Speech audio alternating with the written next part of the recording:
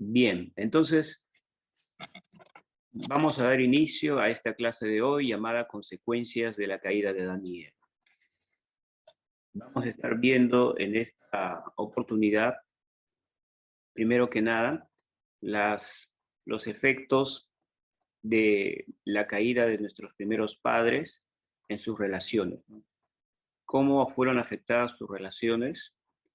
Luego vamos a estar viendo la sentencia de Dios que se dio con motivo de estas acciones, y también vamos a estar viendo por último la misericordia de Dios a estas acciones.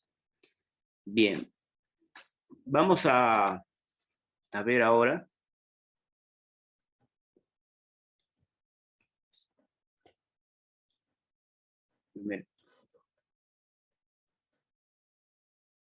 vamos a ver, el primer punto son los efectos en sus relaciones. Los efectos en sus relaciones. El ser humano, para lograr su plena realización, debe mantener un óptimo equilibrio en tres aspectos de su existencia. Esos tres aspectos, en realidad, comportan tres relaciones con Dios, consigo mismo y con su prójimo. El pecado ha dañado gravemente esos aspectos esenciales de su existencia. Quiero hacer un paréntesis, varón Juan, a los que piden admitir, les admites, para que no me estorbe la pantalla. Sí, pues todavía les puse. Sí, porque se sale en mi pantalla sale y se pone en medio de mi presentación y no me deja visualizar, ¿no? Bien, entonces, una de las primeras causas de la caída es que tuvo efectos en las relaciones del ser humano. Pero antes de explicar un poco este asunto, quiero comentarles pues que cuando Dios creó al ser humano, Adán y Eva, nosotros podemos ver que todo era bueno y bueno en gran manera. En el huerto del Edén no había maldad, el mal no había ingresado. Dice la Escritura que Dios se paseaba en medio del huerto, al aire del día, y la santidad de Dios llenaba ese lugar. Todo estaba saturado de la presencia de Dios. Todo era perfecto a plenitud, incluso el ser humano. El ser humano era un ser perfecto. Y eso nos muestra que había una buena relación vertical, o sea, hacia arriba del hombre con su creador, con Dios.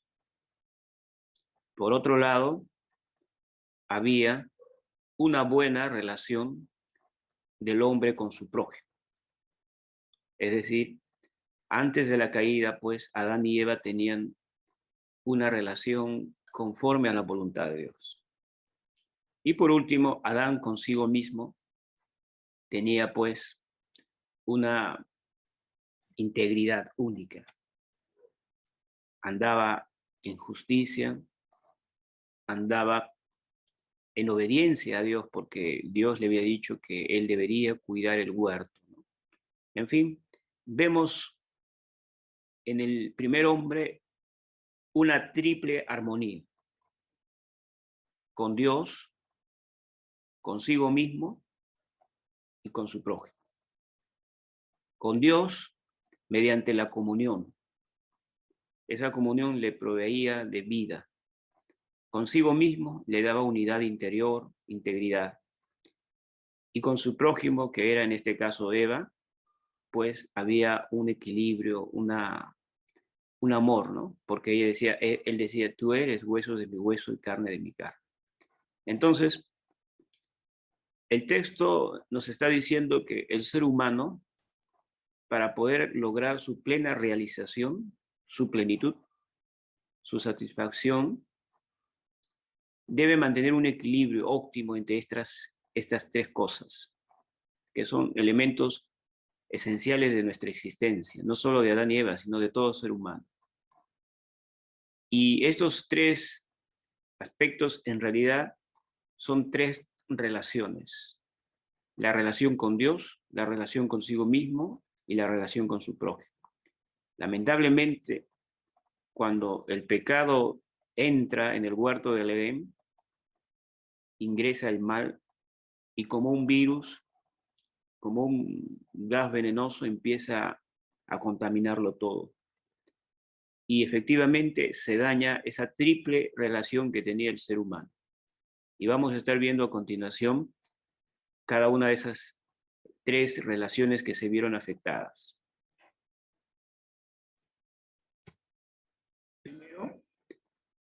Lo primero que se afecta es la relación con Dios. Hay un alejamiento de Dios. Leemos y luego hacemos una reflexión.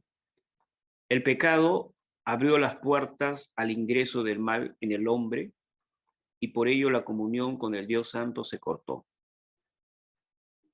La conciencia produjo en Adán temor a la voz de Dios, por lo que huyó de su presencia. La comunión con Dios le transmitía vida. La separación de Dios produjo muerte espiritual. Un momento vamos a ver este asunto. El mal no era parte del huerto del Edén. El mal simplemente no tenía parte ni suerte, no tenía lugar en el huerto del Edén. El huerto del Edén era pues un lugar santo, un lugar limpio, un lugar donde Dios podía moverse, donde Dios podía estar. Su santidad no se afectaba de ninguna manera.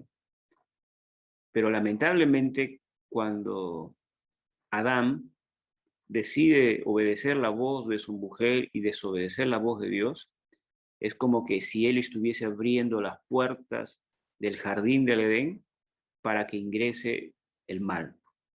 El mal como una especie de gas, de humo, de neblina oscura que fue propagándose por todo ese huerto precioso. Entonces, cuando el mal ingresa, ya la santidad de Dios no puede convivir con la inmundicia. Como Dios había dado a Adán el ser el administrador de la creación, el ser el virrey del planeta Tierra, por decirlo así, entonces Dios respetaba eso y Adán mismo abrió las puertas al mal para que ingrese. Entonces Dios ya no podía más estar en ese lugar porque su santidad podría incluso quitar la vida, todo lo que hay ahí. Entonces, por eso se cortó la comunión del Dios Santo con su creación. Por otro lado, Adán tenía algo que Dios puso en todos los seres humanos, que es la conciencia, que es esa voz interior que nos juzga o nos defiende, dependiendo de lo que hayamos hecho. En este caso, pues, como Adán todavía en cierta medida la imagen de Dios estaba en él, aunque había sido dañada, todavía estaba. Entonces, parte de esa imagen de Dios que estaba pues en la conciencia de Adán, le estaba señalando, le estaba juzgando a Adán.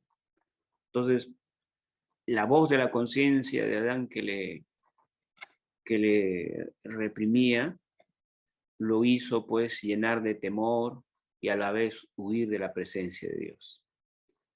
Y por último, pues, la vida de Adán era como la vida del feto con la madre a través del cordón umbilical. Si usted corta el cordón umbilical, el bebé muere, porque a través de ese cordón umbilical, la madre le transmite vida, le transmite oxígeno, sangre, nutrientes, ¿no? Igual, Adán, mientras tenía comunión con Dios, mientras Adán estaba limpio, mientras el pecado no había ingresado en su corazón, Adán podía recibir de manera continua y permanente la vida misma de Dios. La comunión con Dios le transmitía vida, le comunicaba parte de la naturaleza divina. Pero en el momento en que se rompe ese lazo, el ser humano espiritualmente muere. Es como que ya no recibe oxígeno espiritual, ¿no? Aunque físicamente todavía sigue vivo, pero espiritualmente en ese instante prácticamente se cortó la comunicación con su Dios. Y desde ese momento, aún el cuerpo físico de Adán y Eva empezó su proceso de degeneración. Es decir, que Dios en su misericordia no permitió que mueran también físicamente al instante, sino que llegaron a vivir 930 y tantos años más, sobre todo Adán, hasta que al fin murió. Pero desde ese momento ya su cuerpo empezó a degradarse. Desde ese momento, la vida que lo había sostenido ya empezó a prácticamente a producir lo contrario, ¿no? La vida ya no estaba, el pecado produce muerte, la muerte fue afectando poco a poco, claro, poco a poco, hasta que al final ese cuerpo también tendría que morir. Entonces, una de las primeras consecuencias del pecado de Adán es el alejamiento de Dios. Ahora vamos a ver otra consecuencia que produjo el pecado, el alejamiento de sí mismo. El hombre perdió su unidad interior, es decir, perdió su integridad con la cual había sido creado. La justicia o rectitud en la que caminaba antes de la caída fue quebrada por el pecado. Ahora estaba fragmentado. Su espíritu puro y recto ahora estaba quebrado en 1000 pedazos y por ello estaba perturbado y temeroso. ¿Qué implica esto? Que antes de la caída, Adán era un hombre seguro, un hombre que vivía de la mano con su Dios, platicaba con Dios con una espontaneidad, con una regularidad y sobre todo platicaba con Dios pues con una seguridad. Dios era su padre, por decirlo así. No tenía temores, no tenía angustias, no conocías eso, Adán. Pero luego del pecado, él pierde esa integridad. Él pierde esa unidad. Es como que por dentro, él se quebró en 1000 pedazos. Entonces, la justicia o rectitud que él tenía antes, porque vivía en obediencia a Dios, fue quebrada por el pecado. Entonces, él estaba fragmentado. Ya no estaba en esa unidad interior, ¿no? Y esa fragmentación o esa rotura del espíritu interiormente lo llevó a un estado de temor y de perturbación. Y justamente eso se transmitió luego a su descendencia y hasta ahora, ¿no? El hombre y la mujer que permite que el pecado se asiente en su vida, primero que nada, no está bien consigo mismo.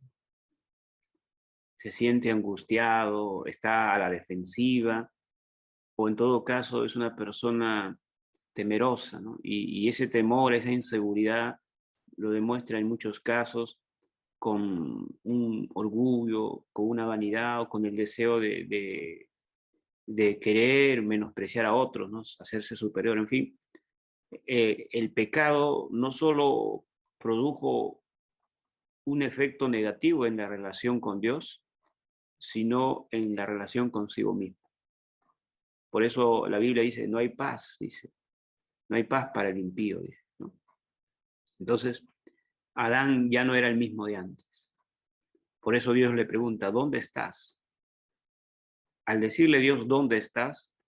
No le está preguntando necesariamente que le informe, porque Dios sabía dónde estaba Adán, físicamente hablando, sino la pregunta era una pregunta más simbólica, queriéndole decir, ¿por qué te has ido de donde yo te puse? Yo te puse en un lugar con un propósito y te has salido de ese lugar donde yo te he puesto. Entonces, Adán, pues, prácticamente ya no fue el mismo.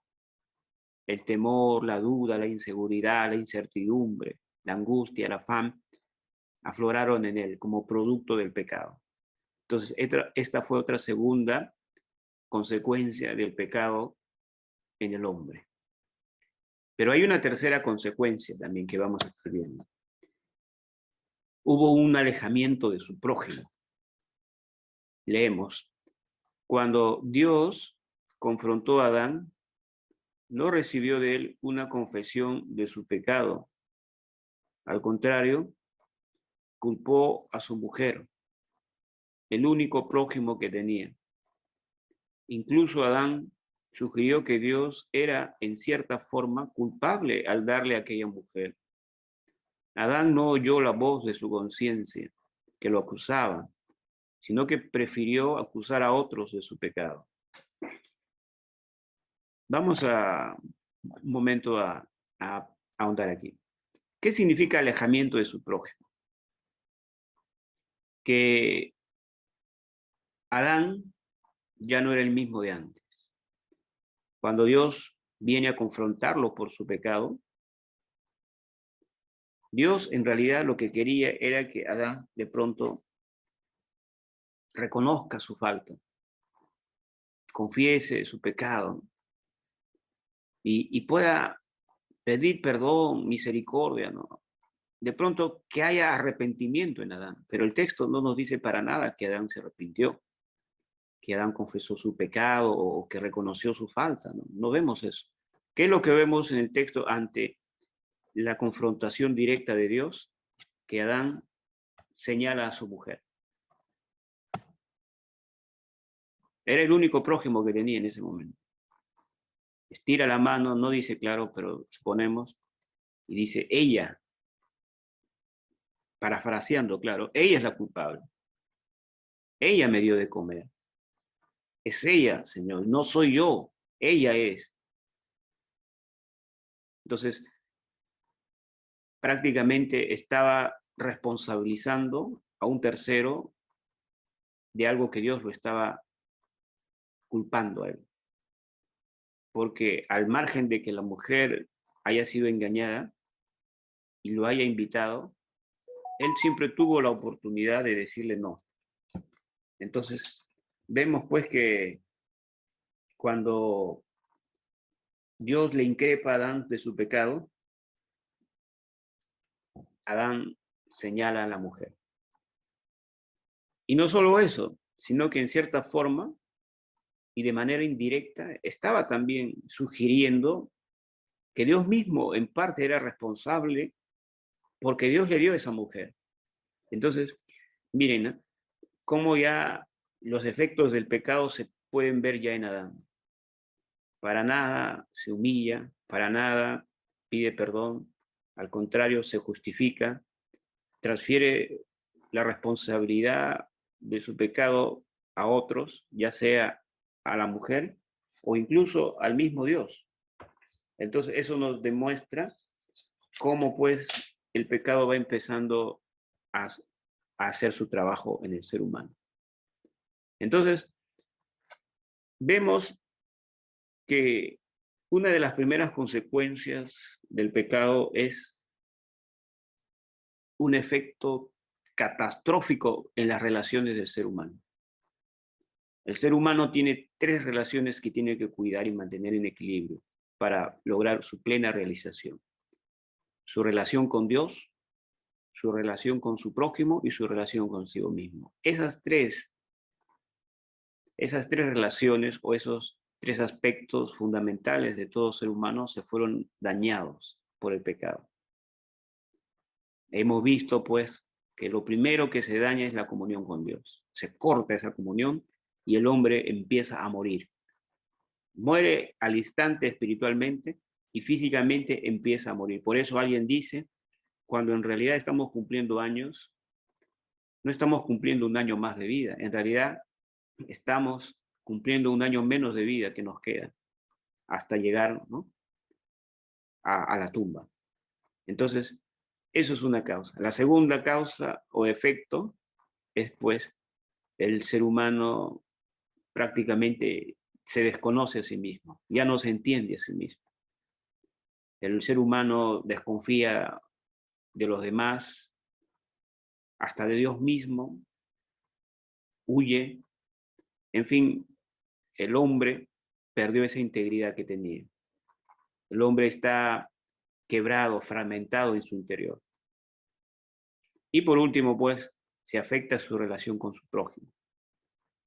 Y el hombre lo mira con malos ojos, lo culpa de sus fracasos y siempre está a la defensiva.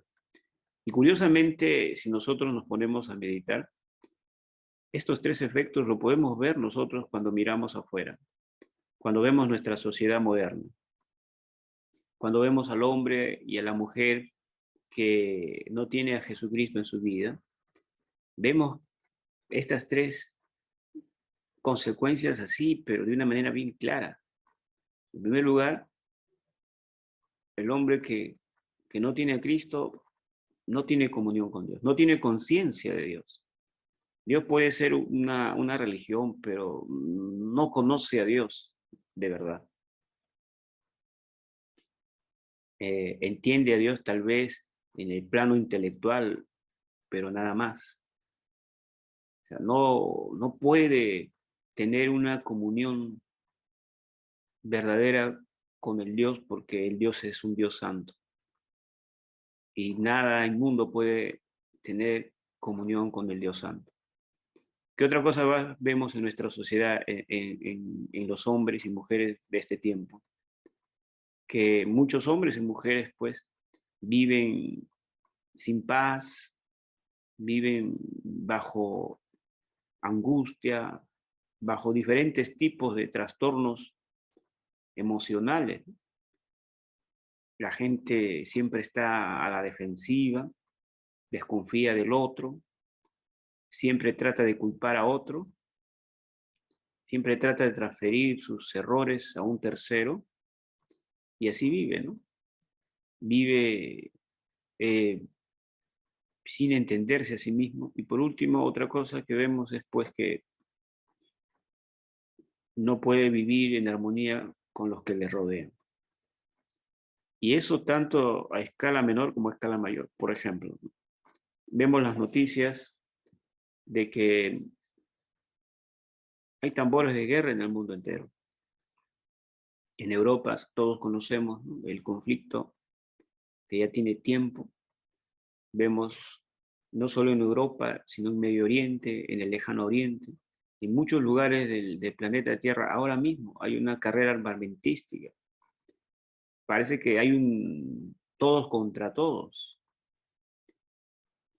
Y tal vez en el Perú mucho no se escucha de esas noticias, pero vemos que la situación amerita mucha preocupación en el sentido terrenal, porque las armas que ahora disponen las potencias mundiales son terribles, pueden lograr la extinción humana, por decirlo así. Entonces, vemos que todo lo que el texto nos dice es innegable. El hombre ha cortado su relación con Dios, ha cortado su relación con su prójimo y consigo mismo. Y se cumple aquello que dice una vez alguien: Si no tienes paz con Dios, no podrás tener paz contigo mismo. Y si no tienes paz contigo mismo, ¿cómo podrás tener paz con los que te rodean? Esa es la realidad del pecado, de la maldad que tiene sus orígenes allá en la época del huerto del Edén. Entonces, hemos visto entonces como primer punto los efectos del pecado en la relación del ser humano. Ahora vamos a ver otro segundo punto que tiene que ver cuál fue la respuesta de Dios ante este pecado, ante esta transgresión o desobediencia. Vamos a ver ahora en este segundo punto la sentencia divina, o sea, lo que Dios hizo. Y en la sentencia divina vamos a ver tres aspectos. Primero, la maldición sobre la serpiente. Segundo, la sentencia contra la mujer. Y tercero, la sentencia contra el hombre. Vamos entonces a ver la sentencia divina y específicamente la maldición sobre la serpiente. La peor maldición sobre Satanás fue su derrota definitiva a través de un descendiente de la mujer. Este es el primer anuncio de la llegada del Mesías Salvador. También implica la posición del enemigo sujeta a los pies de la iglesia, que es el cuerpo de Cristo. En Génesis 3, específicamente en el versículo 15, vemos la terrible maldición sobre la serpiente, ¿no?, que representa a Satanás, que dice: de la descendencia de la mujer vendrá alguien que te pisará la cabeza. O sea, pisar la cabeza implica herida mortal. O sea, no es simplemente un daño, ¿no? Es una herida de muerte. Por eso las serpientes de lo que cuidan siempre es su cabeza.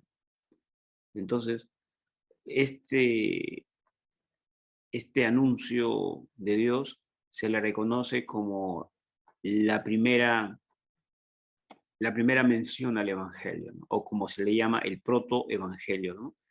Es como que la semilla del Evangelio, porque si bien es cierto, no dice puntualmente la palabra Mesías, ¿no?, pero a la luz de toda la revelación bíblica, entendemos, gracias a los escritos de Pablo y los apóstoles, de que esta mención tiene que ver, pues, con Jesucristo, que vendría en el tiempo indicado por Dios, para poder, dice, vencer, dice, ¿no?, deshacer las obras del diablo y poder, pues, derrotar a la muerte y al que tenía el imperio de la muerte. Entonces, eso es algo que vemos en Génesis capítulo 3, versículo 15, cuando Dios se dirige a la serpiente. Y otro aspecto también importante que tenemos que entender es que al decir que Él te pisará la cabeza, implica que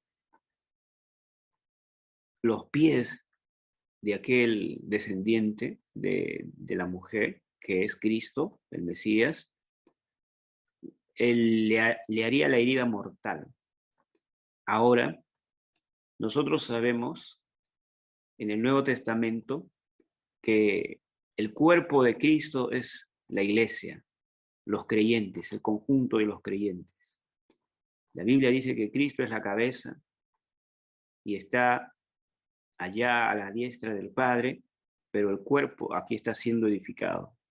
El cuerpo de Cristo es la iglesia, y que dice que el Señor lo ha puesto todo bajo los pies de su iglesia. Entonces, y en cierta medida, el creyente tiene autoridad delegada del Señor Jesús sobre los poderes de las tinieblas. Entonces, qué curioso, la serpiente que trajo la ruina a la humanidad, ahora pues encontrará su ruina también gracias a esa humanidad que ha puesto en Jesucristo su confianza. Entonces vemos pues cómo Dios le da esta maldición terrible a la serpiente, que la condena. Desde ese momento la serpiente ya ha sido condenada, solo que en el tiempo En el tiempo de Dios se cumplirá aquella sentencia. Bien, ahora vamos a ver otra sentencia que Dios emite, producto de este pecado terrible de desobediencia. Es la sentencia contra la mujer. Los dolores de parto simbolizan el sufrimiento de traer vida a la tierra, en contraste con el parto de los animales que es sostenible. El deseo de la mujer sería tomado o arrebatado por el esposo que buscaría enseñorearse y dominarla. Aquello nos muestra el origen de los conflictos en el seno conyugal, reflejado en la lucha de poderes. Vamos un poquito a detenernos y hablar aquí. La Biblia dice claramente que Dios le dice, ¿qué has hecho? Le dice a la mujer. Es como dándole de, mira lo grave de tu pecado. Y le dice, ahora pues vas a traer hijos a este mundo, pero con dolor, dice. Parece que el texto nos está dando a entender que si no hubiese habido el pecado de Eva, tal vez a la hora del parto no hubiese habido dolor, ¿no? Y eso lo podemos nosotros tal vez contrastar porque cuando usted ve de pronto los animalitos, ellos, las hembritas cuando dan a luz sus crías, no sufren de la manera que una mujer, ¿no?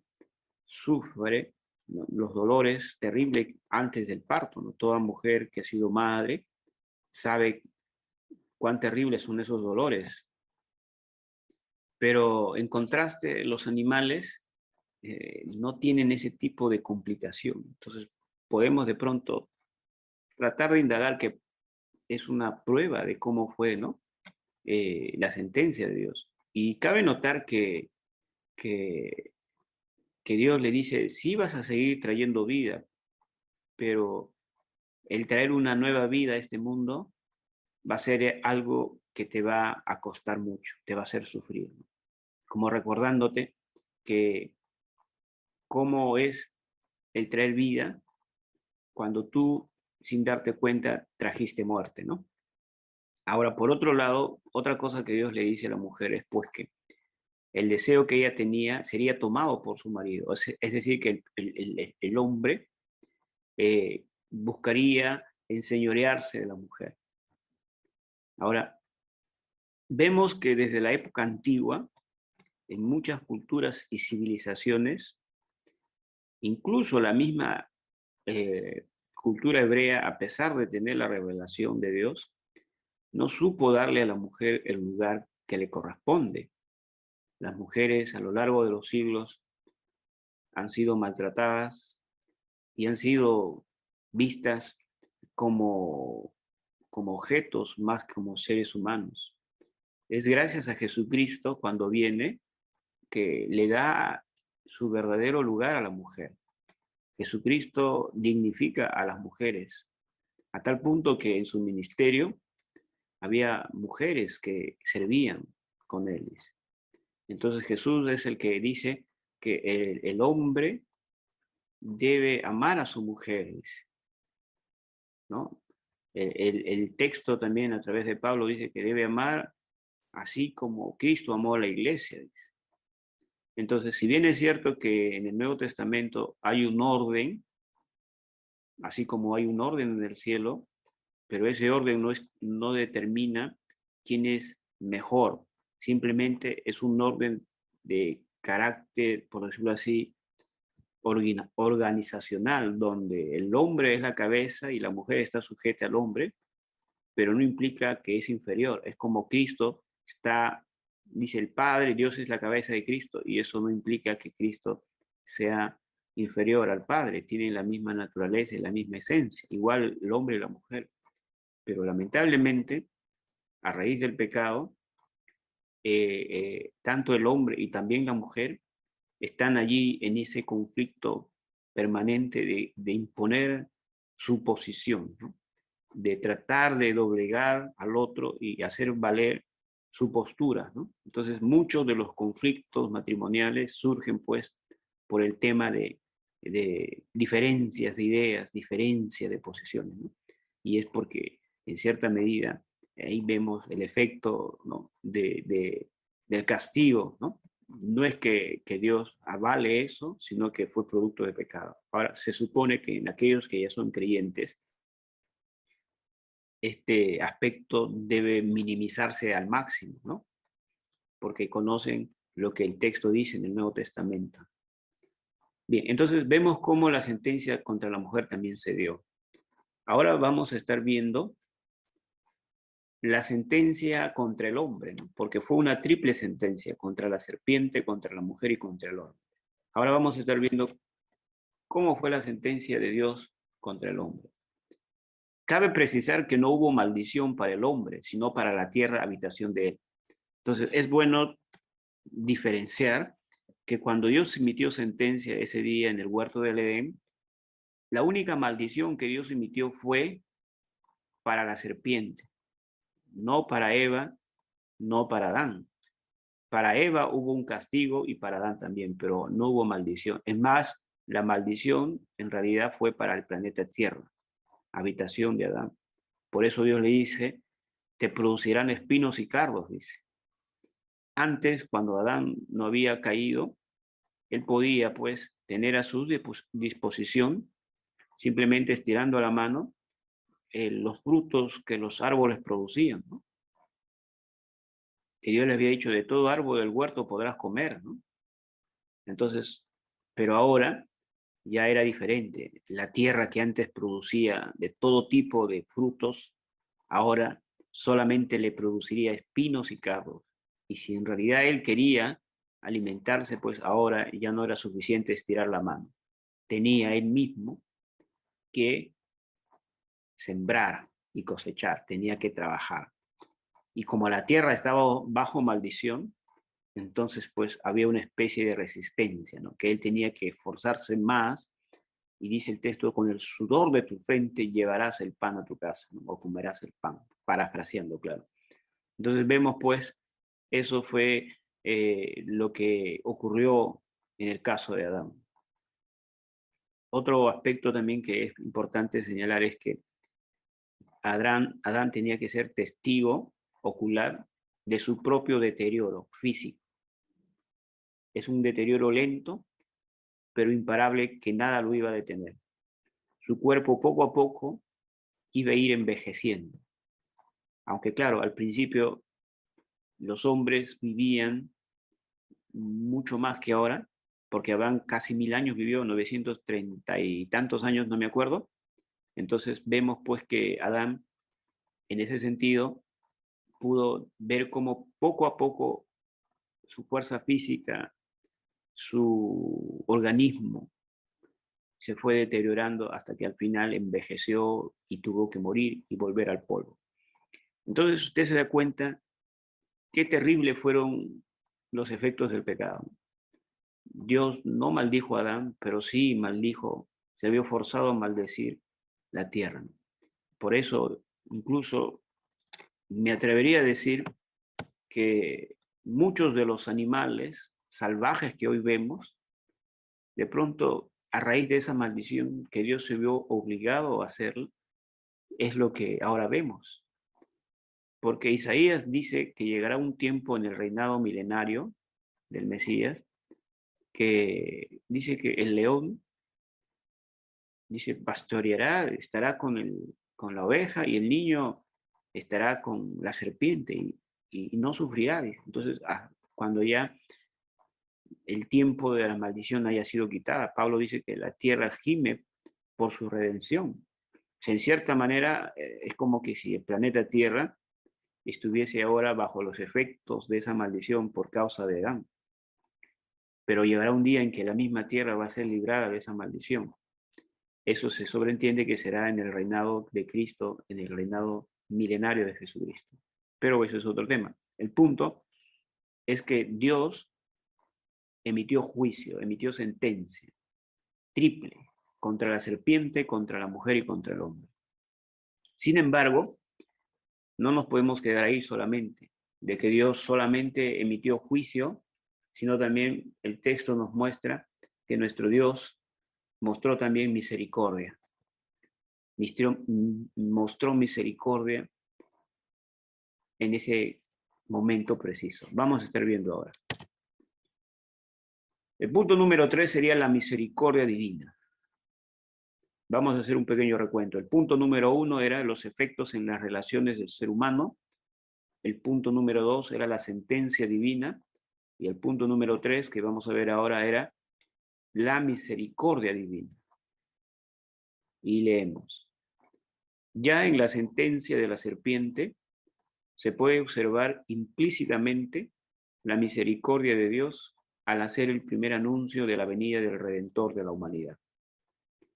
Luego del acto de rebeldía de nuestros primeros padres, vemos a un Dios compasivo dando la iniciativa para salvaguardar a sus criaturas haciendo lo siguiente. Entonces, desde el mismo momento en que Dios emite juicio contra la serpiente, en realidad vemos también al mismo tiempo que está emitiendo juicio contra la serpiente, está emitiendo misericordia contra el hombre. ¿Por qué? Porque está hablando acerca de la venida de un descendiente de la mujer que lograría acabar con la serpiente. Entonces ahí hay una manera de cómo ver la misericordia de Dios. Pero también vemos la misericordia de Dios haciendo lo siguiente sobre sus criaturas. 1, o A, los viste con pieles. Dios viste con pieles es una forma de decir Dios muestra su misericordia. Esto nos muestra ya un primer sacrificio de animales inocentes por causa del pecado humano. Quiero detenerme aquí un ratito. La Biblia dice que cuando Adán y Eva pecaron, se dieron cuenta de que estaban desnudos y se avergonzaron. Y ellos mismos se vistieron con hojas de higo como delantales para cubrir su vergüenza, su desnudez. Pero luego vemos que Dios dice que los viste, pero no con esas hojas delantales, perdón, con esas hojas de higuera, sino que los viste con pieles de animales. Y aquí hay que detenernos un momento de hacer una pequeña reflexión. No es que los viste con lana de animales, porque uno puede quitarle la lana a un animal y no necesariamente tomar su vida. Pero cuando tú quieres quitar la piel de un animal, lamentablemente, tienes pues que eliminar al animal, sacrificar al animal. Entonces, vemos aquí una primera muestra de cómo un animal inocente tiene que morir por causa del pecado humano. Entonces, esto ya es una de las primeras formas en que el texto nos está mostrando el principio de sustitución. Ahora, leemos el segundo párrafo. En principio, señalaría la pauta para el sistema de sacrificios que regiría por mucho tiempo el modo de acercarse a Dios de los hebreos. ¿Qué significa esto? Que usted sabe que en el Antiguo Testamento el sistema que Dios había instaurado era el sistema de sacrificios. Entonces, esa era la manera en que los hombres podían acercarse a un Dios santo. Un animal, de acuerdo a las indicaciones de la ley de Moisés, tenía que ser sacrificado por el pecado de los hombres. Luego la Biblia dice que vendría Jesucristo, que sería el prototipo del sacrificio supremo. Jesucristo, dice Juan el Bautista, era el Cordero de Dios que quita el pecado del mundo. Entonces, Cristo Jesús fue prácticamente la realización de lo que antes era una sombra. Por eso en Hebreos el texto dice que jamás la sangre de machos cabríos, de sacrificios de animales, pudieron quitar el pecado, solo lo cubrían, ¿no? Temporalmente, hasta que vendría el día en que el verdadero Cordero moriría. Y la sangre del Cordero de Dios, Jesucristo, la sangre es la única que en realidad limpia, quita el pecado, ¿no? Lo otro solo cubría temporalmente. Entonces se da cuenta cómo vemos aquí una muestra de la misericordia de Dios al vestir con pieles a dos seres humanos que habían pecado, ¿no? Curiosamente, ¿no? Es como el padre castiga al hijo, pero al mismo tiempo les reprende, pero al mismo tiempo los alimenta, ¿no? Bien, ahora vamos a ver otro aspecto. Vamos a ver, por ejemplo, a ver, perdón. Sí, ahí se me ha pasado, falta el punto B. Bueno,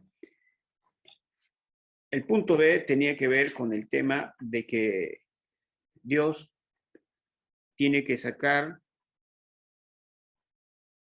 del Edén a Adán y Eva. Los saca del Edén porque en el fondo los estaba protegiendo. ¿Por qué? Porque cuando Adán y Eva pecan, ya empiezan su proceso de descomposición, ¿no? Simbólicamente hablando. Ellos empiezan pues a experimentar los efectos nocivos del pecado. Y ellos, al estar en el huerto del Edén, podrían haber tomado de fruto del árbol de la vida y dice, y ser inmortales, al menos en lo físico. Imagínese usted que hombres débiles, hombres con defectos, con debilidades, vivan por siempre, ¿no? Qué terrible sería la humanidad. Creo que en ese sentido, el que el hombre y la mujer sean echados del Edén para poder experimentar la muerte, a la larga era un bien más que un mal. Imagínese usted hombres, si el ser humano no moriría, ¿no? Hombres como Hitler, como Nerón, como tantos hombres malvados que vivían por siempre, ¿no? Qué terrible sería el mundo. Entonces Dios los echó, supongo con el dolor de su corazón, a Adán y Eva del huerto del Edén. Ahora bien, ese era el punto B que se me ha perdido, de alguna manera no está. Y vamos a ver el punto C. El punto C nos dice que Dios puso querubines que protejan el ingreso al Edén. De esta manera Dios está mostrándonos que los hombres no pueden acercarse más a Él en un estado pecaminoso. O sea, al poner Dios querubines en la entrada del huerto del Edén para que no vuelvan a entrar Adán y Eva, Dios está mostrándonos que el hombre en su estado pecaminoso no puede tener comunión con el Dios Santo. Los querubines representan los guardianes de la presencia de Dios. Ellos impiden el acceso de todo lo que es impuro. Ahora, Cristo vendría después para quitar el velo que impedía el acceso al trono de la gracia. La Biblia dice que cuando Jesús murió, el velo del templo se rasgó, dice, en la mitad. Y por eso Hebreos dice, acerquémonos pues confiadamente al trono de la gracia, dice, para hallar misericordia, dice, ¿no? Y el oportuno socorro, dice. Entonces, se da cuenta que en Edén vemos que la entrada al huerto del Edén se cierra a la presencia de Dios y en Jesucristo, con su muerte, vemos que se abre la entrada para tener acceso al trono de la gracia. Entonces, esto nos muestra lo maravilloso que el texto nos dice. Entonces, podemos ya concluir esta primera parte diciendo de que Dios muestra también su misericordia aún en medio del juicio que emite. Bien, entonces vamos a hacer una pausa